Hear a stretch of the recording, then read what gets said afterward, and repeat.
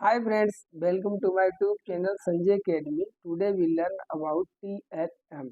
आज हम लोग TLM के बारे में पढ़ने वाले हैं। शिक्षण सहायक सामग्री क्या होती है? शिक्षण सहायक सामग्री आज हम लोगों का जो है चैप्टर नंबर 7 है हिंदी पेडागोजी का। एक या और दो चैप्टर बचे, इसके बाद हमारी जो है हिंदी पेडागोजी कंप्लीट हो जाएगी। तो आज के क्लास जो है बहुत मोस्ट इम्पोर्टेंट होने वाली है, क्योंकि जो TLM होता है शिक्षण सहायक सामग्री, इससे एक क्वेश्चन हमेशा आता ही है। कितने प्रकार की ये होती है, श्रव्य सामग्री क्या होती है, दृश्य क्या होती है, श्रव्य दृश्य क्या होती है, और 4 नाम दे दिए जाते हैं। तो उनमें हमको कैटेगराइजेशन करना होता है, छांटना होता है कि कौन सी श्रव्य है, कौन सी दृश्य है। तो आज की क्लास मोस्ट इम्पोर्टेंट है, बने रहिए लास्ट तक। और इस अगर चैप्टर को कर लिया आपने TLM को, तो आपको ये पेडागोजी में भी काम करेगा, CDP में भी आता है, चाहे हिंदी हो, चाहे इंग्लिश हो, चाहे संस्कृत। ठीक है, बस इसका नाम बदल जाता है, जैसे लैंग्वेज का नाम चेंज होता है। जैसे संस्कृत है तो वहाँ अलग हो जाता है। ओके, चलिए लेटेस्ट स्टार्ट आवर क्लास। कोई डाउट हो तो पूछ लो, वैसे कोई डाउट रहेगा नहीं आपका। तो सबसे पहले देखते हैं TLM होता क्या है, क्यों पढ़ाया जाता है TLM, क्या है ये TLM, क्या आवश्यकता पड़ गई। कोई भी चीज़ TLM हो सकती है क्या बच्चे के लिए? नहीं हो सकती। क्या क्राइटेरिया देखते हैं। शिक्षण सहायक सामग्री TLM, टीचिंग लर्निंग मटेरियल भी लिखा जाता है और टीचिंग लर्निंग एड्स भी लिखा जाता है। ठीक है, तो नाम को लेकर बहुत ज़्यादा don't worry about that, same नाम है। पढ़ते हैं। छात्रों की अध्ययन में रुचि उत्पन्न करने व इस ज्ञान को स्थायी बनाने के लिए शिक्षक अनेक प्रकार के साधनों का प्रयोग करता है।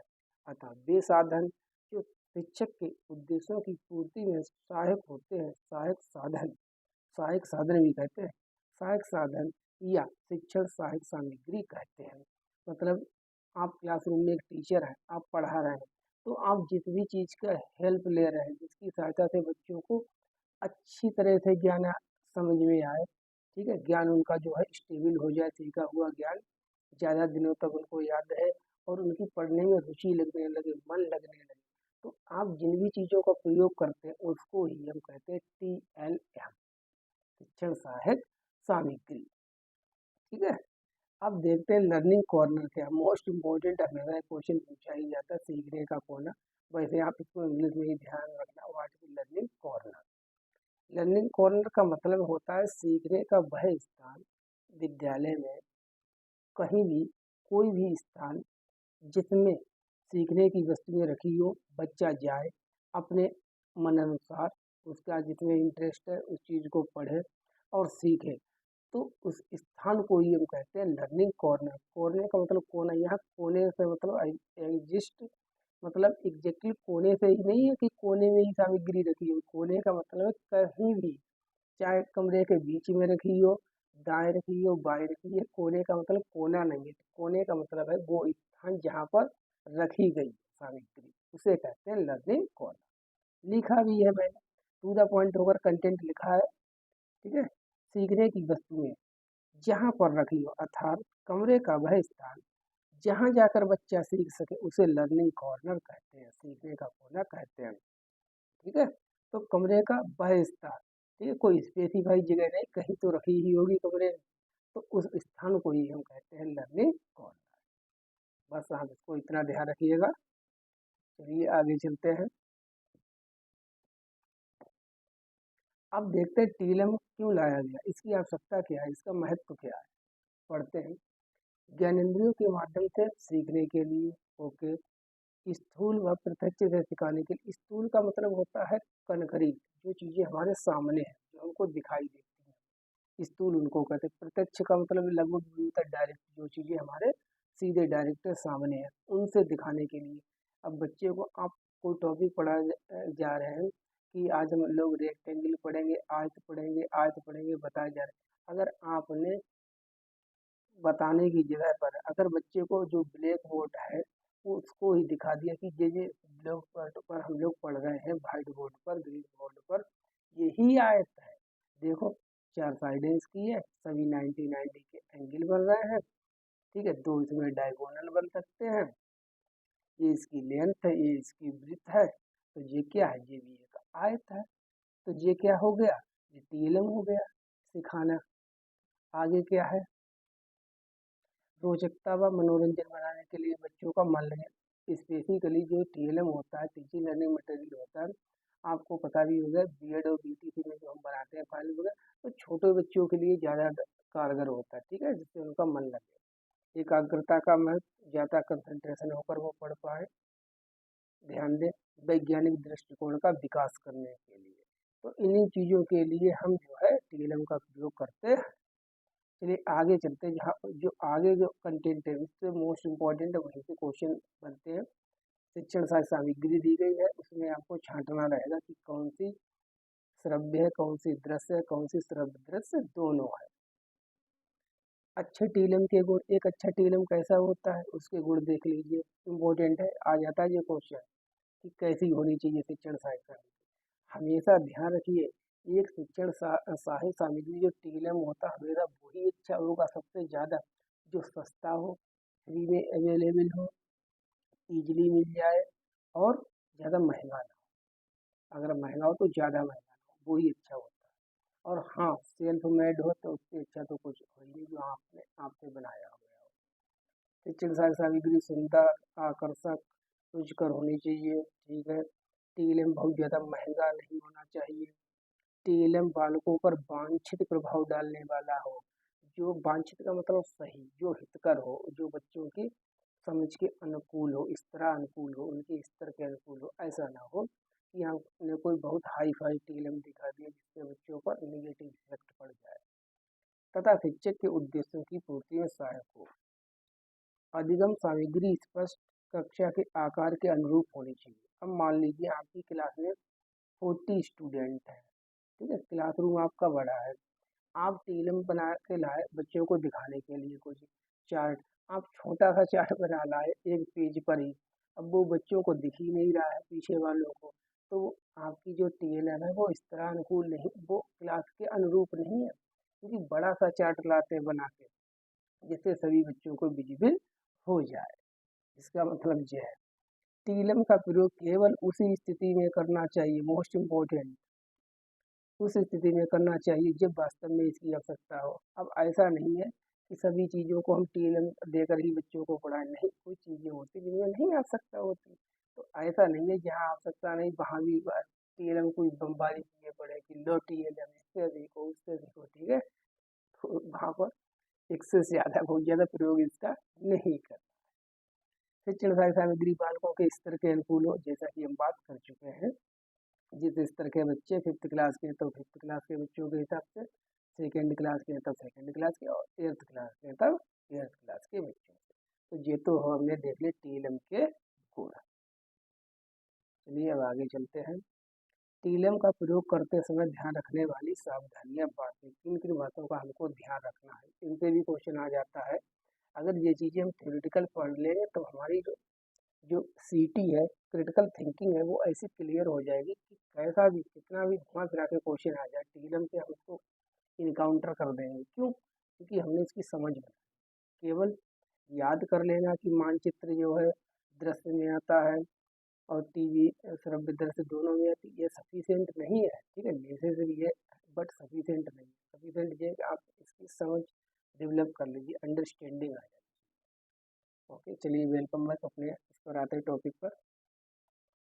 शिक्षण सहायक सामग्री केवल उतनी ही देर दिखाई जाए जितनी देर उसका प्रयोग आवश्यक हो। अब मान लीजिए आपने शिक्षण सहायक सामग्री बनाई थी, आपने बच्चों को दिखा दिया जाए, अगर आपने प्रयोग करने के बाद उसको बंद करके नहीं रखा तो बच्चों का जो ध्यान होगा वो टीएलएम पर ही लगा रहेगा, वो उसको ही देखते रहेंगे, फिर वो टॉपिक को पढ़ेंगे नहीं अच्छे से।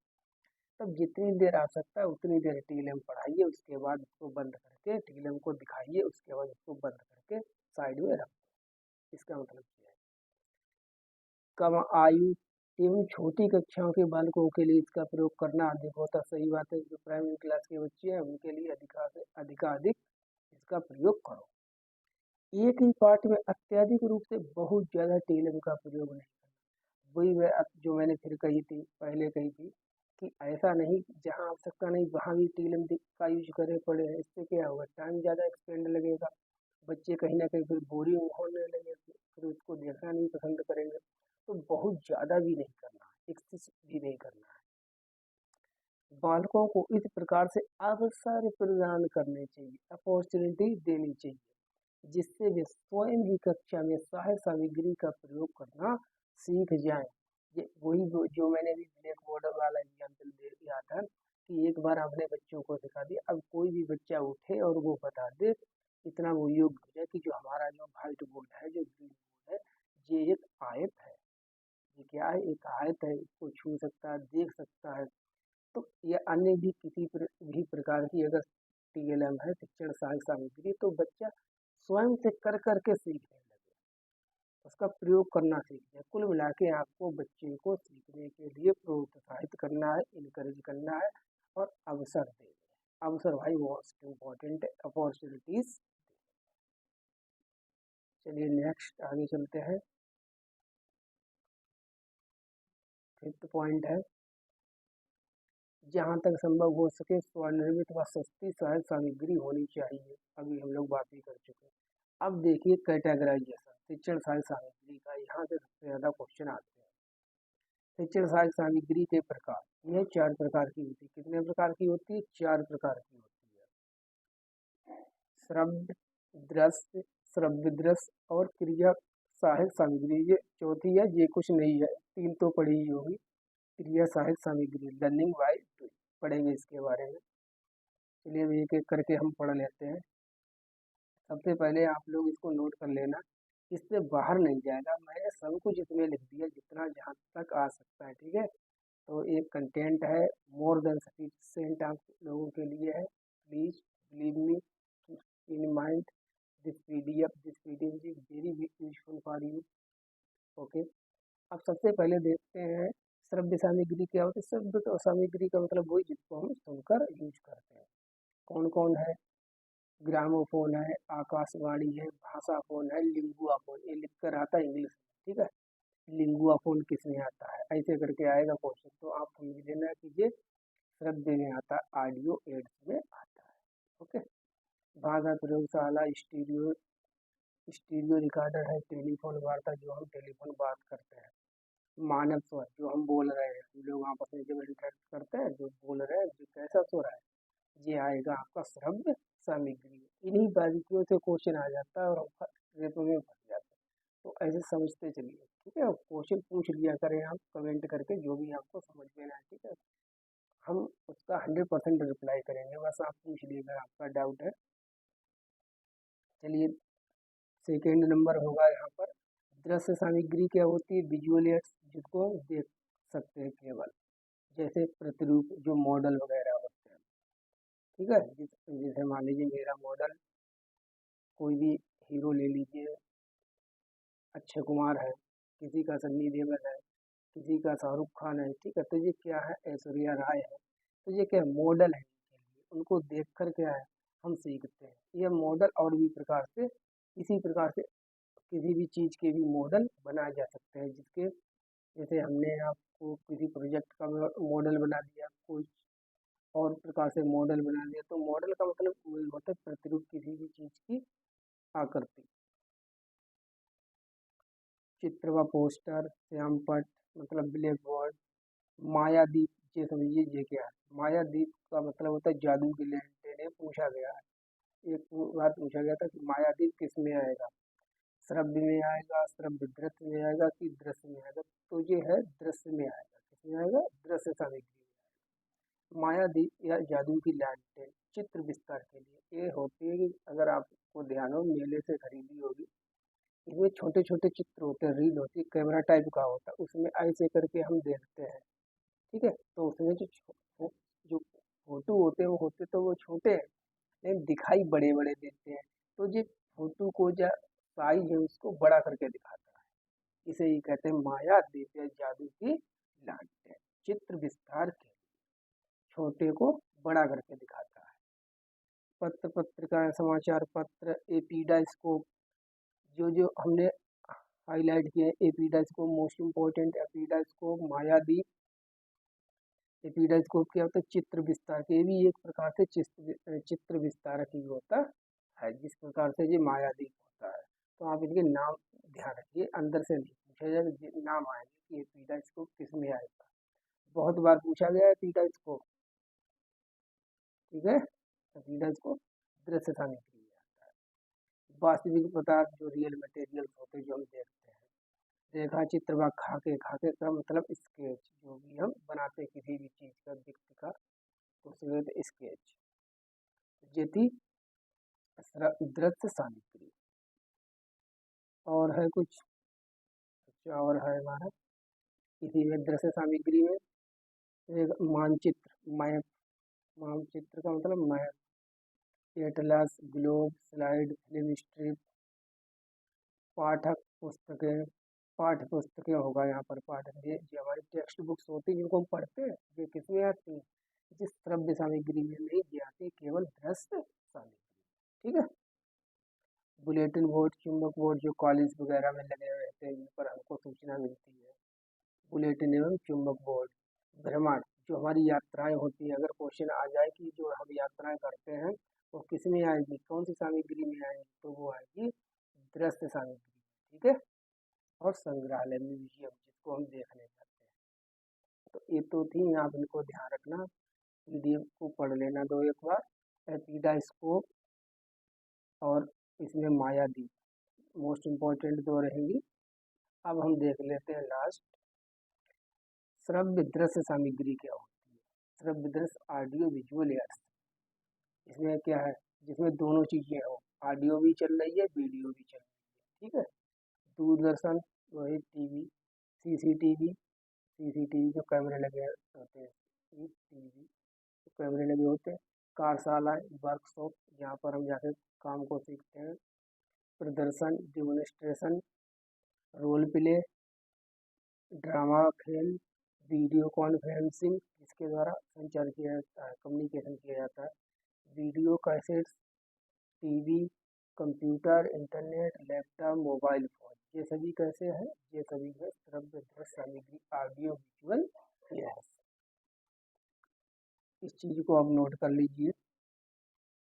भारत में कंप्यूटर आधारित जो टीएलएम है, टीचिंग लर्निंग मटेरियल की शुरुआत की सिफारिश जो है डीएस कोठारी कमीशन ने की थी 1964-1966 में, जो ये बना था कोठारी कमीशन।